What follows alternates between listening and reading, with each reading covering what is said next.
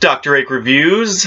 Ralph breaks the internet. Alright, short review. This movie was a disappointment. I love the first one. And although I had my expectations low, I didn't overhype it in my head or expect a lot from it, I was still disappointed. I was really hoping they would knock it out of the park. And they didn't. This movie did some things right and some things great, but the writing needed to be better for the main plot itself and the conflict, not just the jokes and the fun. Because the jokes and the fun were great, but if the story doesn't keep you there, it's sort of like putting lipstick on a pig, to be crude. This movie's not that bad. Like, I'm not saying this movie's a pig, but it's like a facelift. It's not enough just to have the jokes, keep the movie afloat. It's got to be a good movie at first. It's got to have a good foundation first. That's what I'm trying to say. Writing, I have to give a 4 out of 10. They are really in your face about the Ralph insecurity thing, and it's a bit abrasive, actually. I mean, the jokes are creative with the internet, and the internet is just good. They stretch a few times for the plot, and they are, just like I said, really on the nose with Ralph's character defects. Beginning, I give a 5 out of 10. It's just sort of a by-the-numbers setup. It's like a classic Act 1 setup. Ending, I'm giving a 3. The way that they get rid of the virus Ralph is ludicrous. Also, just let me compare this climax to the climax of the first one, to Wreck-It Ralph. Tell me which you think is better. Excuse me. You've got to let go, because if the friendship is strong enough, it'll last, or it'll still work. Versus, I'm bad, and that's good. I will never be good, and that's not bad. There's no one I'd rather be than me. Man, I get chills every time. Personally, I wish that they just did better. The first one is one of my favorite movies. It's probably my favorite of the modern Disney movies. And the sequel, I just wanted it to be so much better. Characters, I'm giving a 6. Characters are still good. I just wish the writers would have done better stuff with them, Performances, I'm giving a 7. The voice acting was really good as usual. Timing gets a 5 from me. The pacing was alright, but it did feel like they could have streamlined it a little bit. Also throughout this movie, I kept thinking that they were going to cut back to Felix and, the arcade or, something, the owner, but they just never did. We're at the arcade at the very beginning, and we see all the pandemonium that's going on there, and we don't go back until Ralph goes back in the last, 2 minutes of the movie. I mean, it's fine, but I just found myself a couple times wondering, okay, well, what's going on with Felix, and what's going on with the other Sugar Rush characters and all that. I thought that they might cut back to it, and they just didn't. Sound, I'm giving a 7. Great sound choices as usual. I did like that when they were in the Disney area, the shameless little Disney website, the music and the score reflected the Star Wars, if you were looking at them, Marvel, if you were looking at them, the princesses, if you were looking at them, and I liked it. I thought it was cool. Score, speaking of which, I'm giving a 6 out of 10. Good score throughout the movie. Visuals get an 8. The animation was spectacular. Like, I will give credit throughout this whole review where credit is due. This animation was really good, as you would expect out of Disney at this point. Believability, I'm giving a 5. The way the characters acted made sense, but at times it just felt a little forced. Also, I get that it's a Disney movie. But everybody they meet on the internet is willing to help them and is just generally nice to them. And that's just not the real world. And that's definitely not the internet. And yes, I saw the scene where Ralph sees all the comments and he gets down about it because people are mean. But what I'm talking about is the actual, like, entities of the internet. Everybody's just willing to help. Like, that's just not how the real world is. And the whole comments thing I felt was kind of forced or you know, a bit rushed. Like, they kind of threw it in there to be like, oh, well, yeah, there is negativity on the internet, but, you know, we'll just brush it under the rug. We'll say, okay, Ralph, just pick your chin up. It'll be fine. Don't worry about it. Never look at the comments. You know, but it just, I don't know, it didn't work for me. Relatability gets a 6 out of 10 from me. Someone has at one point met or been the person who tries to shape their significant other or their friend into the person that best fits them. I'm pretty sure it's called psychological grooming. I think that's the term.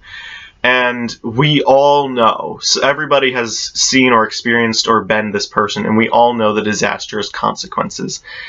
That, at least, is very relatable. Now, the way they did it in this movie and the execution and the extent is a little, but the premise is relatable. Editing, I'm giving a 7. I liked all the background stuff. The editors and the animators did a really great job with this movie. I loved all the little stuff. Twist, there is no twist. There's no twist in this movie, and that was shocking to me, because Wreck-It Ralph, the predecessor, had probably the best, if not the best, one of the best Disney twists of all time. And for this movie not to have a twist was just unexpected. It didn't need one. Like, I'm not saying every movie has to have a twist, but I just, you know, you think it might. This movie did not make me cry. No, didn't, no. Message, I'm giving a 4 out of 10. It was shoehorned and forced. It's about letting your friends be who they want to be, and that it's okay. The friendship will make it through if it's strong enough, and if anything, it will become stronger. You know, if you love something, let it go type of thing. And they just really didn't execute well, and it was in your face, and it was abrasive, and it was just there the whole movie. It wasn't subtle at all. Impact, 3 out of 10. The message did not impact me much. Also, one of the rock bottom scenes gave me the opposite effect that I think that they were going for. The scene where Vanellope rips off Ralph's medal and she throws it into the abyss of the internet actually made me angry. And angry, not sad or sympathetic, angry.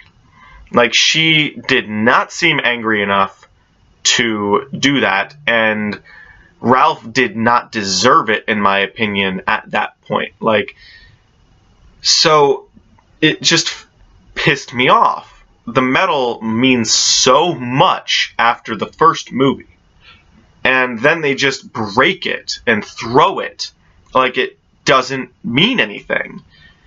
It angered me that they did that. Moving on, production value. Production value, I'm giving an 8. They really did spare no expense. The animation looked beautiful. The voice actors were great. Just, you know, they didn't spare any expense. They didn't cheap out on anything. They did a good job. Overall enjoyability, I'm giving a 5. I liked the creative internet stuff and the jokes in the shameless Disney area. But like I said, the plot and the story just didn't do it for me.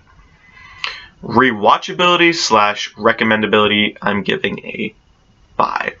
I will watch it again, but now that I've seen it, I'm in no huge rush. I want to rewatch specific scenes, but I don't want to watch the whole movie again, which is not a good thing. At least not right away is what I mean. Like, especially because when I saw Wreck-It Ralph, I rewatched that movie countless times. Like, I watched it for the first time and I said, I have to watch this again. Like, I couldn't stop thinking about it for the subsequent days, and I rewatched it and I rewatched it and I thought it was, I love Wreck-It Ralph.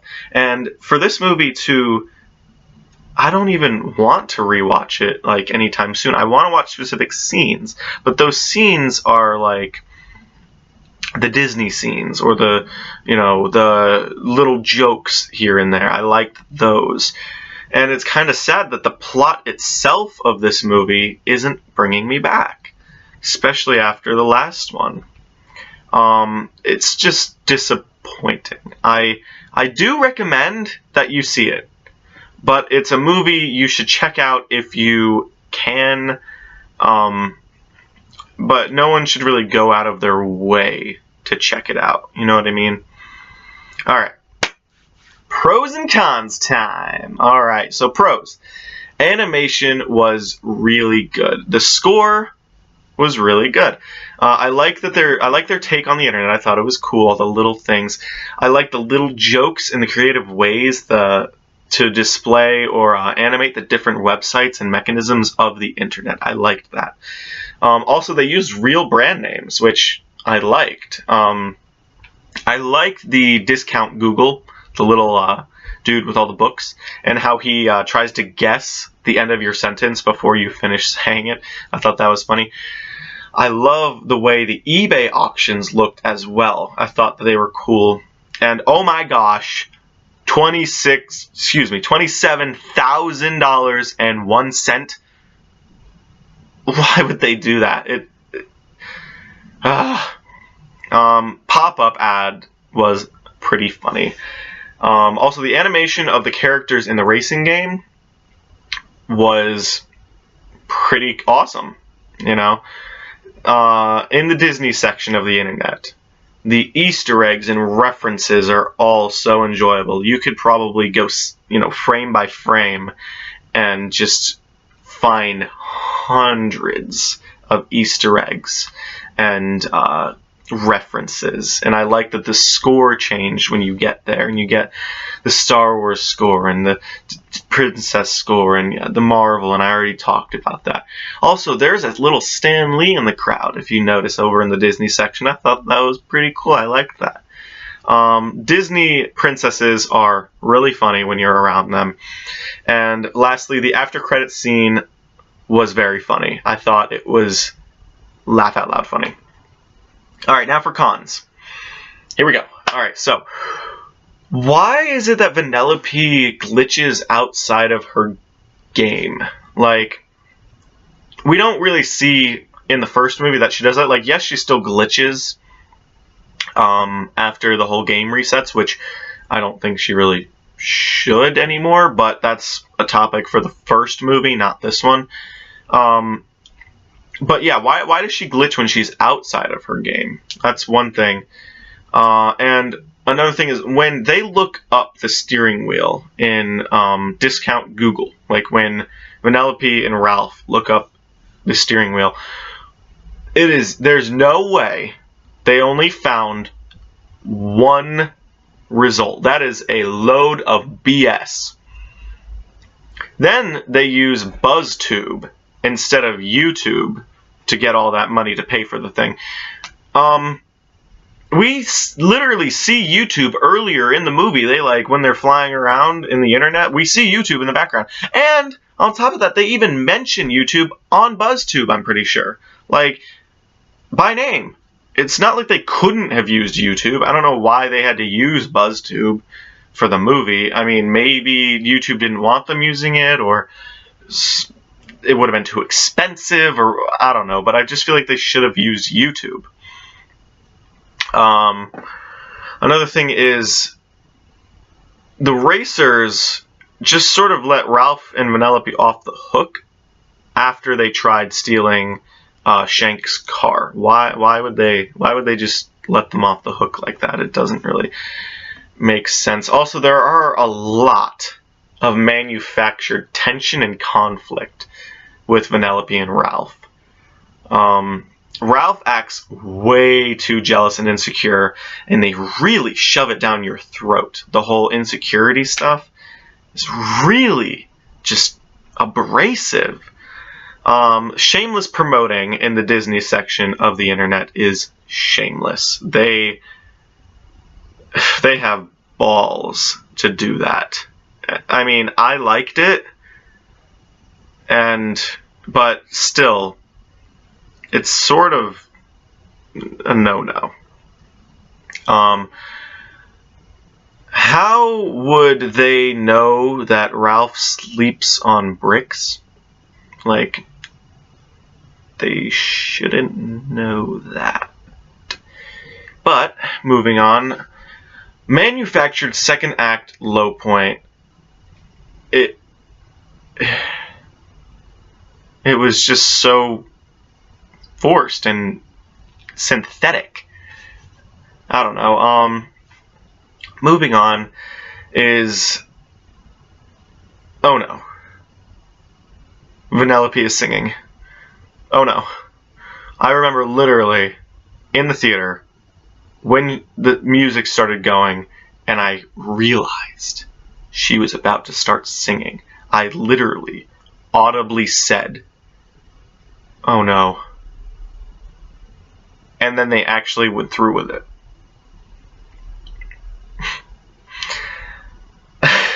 Okay, moving on. I like things about this movie, but parts actually hurt the first one. Did Ralph seriously want to put a virus in the racing game? That's not the Ralph I know. I don't think he would have wanted to do that. Like, sure, he's insecure and he wants to be Vanellope, he wants her to get scared and all that, but I still don't think he would purposely put a virus into somebody else's game. Like, what if someone did that to him? I'm sure he would.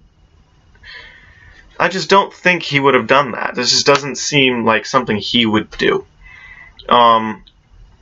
Also, like I said before, Vanellope threw and broke his medal. Did not like that. The giant insecurity King Kong Ralph. That's just a huge con. That is it. They could have done anything else. They could have been so much more creative and done such a better job. And they gave us that. And then, why and how did all those Ralphs, like, how are they able to become one giant anthropomorphic being? And when it's literally just thousands of insecurity Ralphs linked together, fucking Voltron style. It just doesn't make sense. Also, Ralph's character growth is very on the nose and foreshadowed. How and why did all the Ralphs disappear? Like, yeah, Ralph gave the speech of, oh, you gotta let her go, and all that, basically him overcoming his own insecurities and character defects, and, you know, him growing as a character. Why did all the insecurity Ralphs kind of poof into fairy dust? It doesn't make sense, but okay. They just kind of, you know, go out Phantom Menace style, and it just doesn't. Also, the Sugar Rush kids acting all nice is actually annoying. I did not like that they just were like, good kids now, and oh, it's all down to the parenting. Like, if I was a parent, that would anger me. I would be annoyed that they said something like that. Like, yes, raising a child is all about how you parent and all that, but they were with those kids for like a day, and they turned them into these perfect little angels. Like, no. And then they did that BS of the, well, all you have to do is, and if you, that's something all parents should hear. Okay. Another thing is, when Sugar Rush got, it plugged back in, wouldn't it generate all new characters back into it? Like, when it got plugged back in, wouldn't it be sort of like a system reboot, and it would remanufacture all these characters? So, like, that should happen. Like, realistically, that should be how it works. And if that's the case, all of those original Sugar Rush characters are still out of a home. Like, they can't go back into a game where there's duplicates of themselves. Like, that would break the game. Also, wouldn't there be a new Vanellope also? Like, and also, how did Shank put Vanellope's code into her game? I don't get how that works. They just kind of say that it happened, and we just accept it. Like, I don't know. And how is it that Ralph's internet cell phone thing that he talks to Vanellope on works when he's back in the arcade and out of the internet? Like, I thought that was like a inside the internet thing only. I don't know. Okay, that's it for the cons. Thank you. Okay. Final thoughts. Really disappointing, honestly. I loved the first one, and I still do, and I was really hoping this movie was going to be better. I didn't hype it up in my head. I did not. And I was just hoping that it would be better, and it wasn't. I liked parts of this movie, but others were bad, and some actually hurt the first one. And that's like the last thing you want to do with your sequel. It just sucks. And some of my favorite parts of this movie were just references to other stuff. And when the best parts of your movie aren't manufactured in your movie, that's a problem.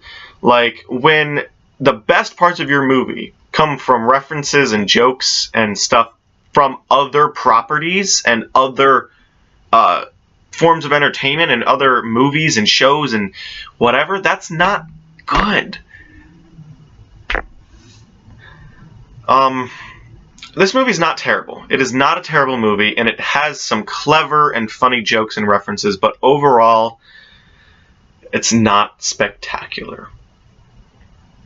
Alright, rating, 5 out of 10. This concludes my review of Ralph Breaks the Internet. If you want to see more videos by me, click the thingies. Let me know what you think in the comments down below. If you have any suggestions for future reviews, let me know those as well. Thank you for watching. Feel free to share this video, and I hope to see you in the next one. Bye!